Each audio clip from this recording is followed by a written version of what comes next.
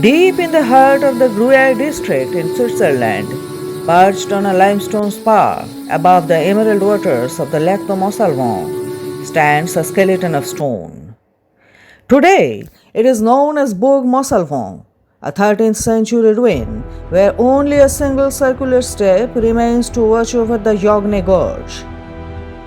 To the casual hiker, it's a picturesque stop. But to those who listen to the whispers of the forest, these stones tell a different story. It is a story of the lost Holy Grail, of a bankrupt count's final heartbreak, of a jester who saw the future, and of the ancient spirits that claimed the mountain long before the first stone was laid. Welcome back to Cobblestonemyths. Today, we climb the mountain of the forest to uncover the legends of Munsalväsche. The most enduring mystery of this site lies in its name. In the early 13th century, the German poet Wolfram von Eschenbach wrote Perceval, the definitive epic of the Holy Grail.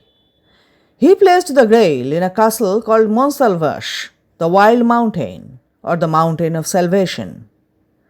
For centuries, scholars have looked at the Swiss Munsalväsche, the mountain of the forest, and wondered, could this be it? The linguistic connection is more than a coincidence. Munsalväsche was the ancestral seat of the powerful counts of Gruyère. In the medieval mind, the wild mountain was not just a place, it was a spiritual state. Local folklore tells of seekers who arrived at these ruins long after they were abandoned, searching for a hidden chamber that does not appear on any architectural map.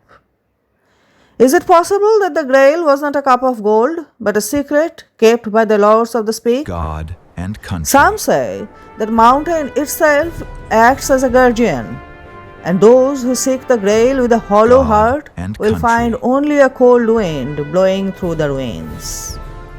But the Grail is not the only mystery tied to this castle. Let us turn to the history of the House of Gruyère.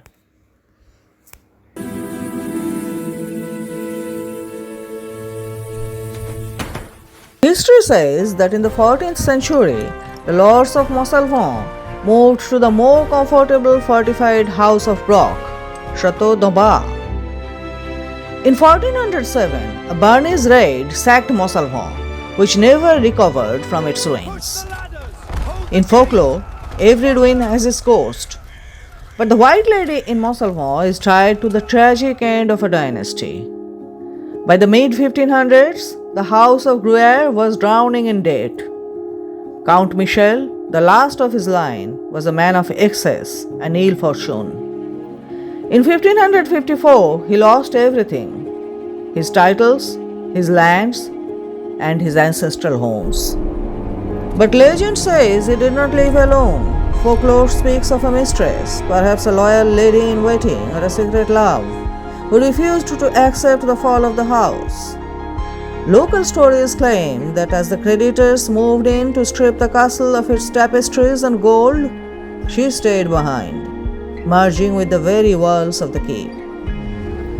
Villagers in Brock still speak of a Dame Blanche, who appears to the tower's summit during the autumn equinox. She doesn't scream or haunt. She simply watches the road to Gruyère, waiting for a count who will never return. Her presence is a reminder that while empires fall, devotion remains etched in the stone.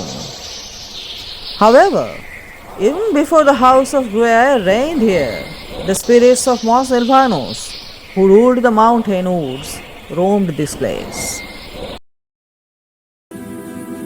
Before the counts, there was the mountain. Long before the 13th century, this peak was known as Munsalväsche. In Roman and pagan lore, these were the wild woods, inhabited by spirits that predate Christianity. Local folklore warns that when the castle was inhabited, the spirits were kept at bay by the clatter of steel and the lights of torches.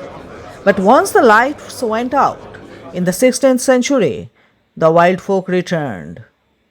It is said that the stones of the ruins are slowly sinking back into the earth, pulled down by the roots of the mountain spirits.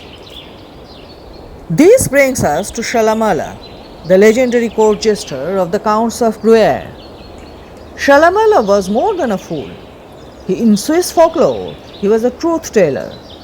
He famously lived in a house in nearby Gruyères, but his story is often centered on the old spirits of Montsalvens. He is said to have joked about the mountain of the forest eventually swallowing the Count's whole. When the bankruptcy finally hit, the people remembered Chalamala's laughter. They say his spirit still wanders between the two castles, a breeze between the comedy of a man and the tragedy of history. Burg Montsalvens is more than a pile of rocks. It is a crossroads where the Arthurian legends of the Grail meet the historical tragedy of the Swiss nobility. It is a place where the laughter of a jester echoes against the silent vigil of a ghostly mistress. Next time you find yourself in the canton of Freiburg, walk the gorge. Look up at the lone tower of the mountain of the forest.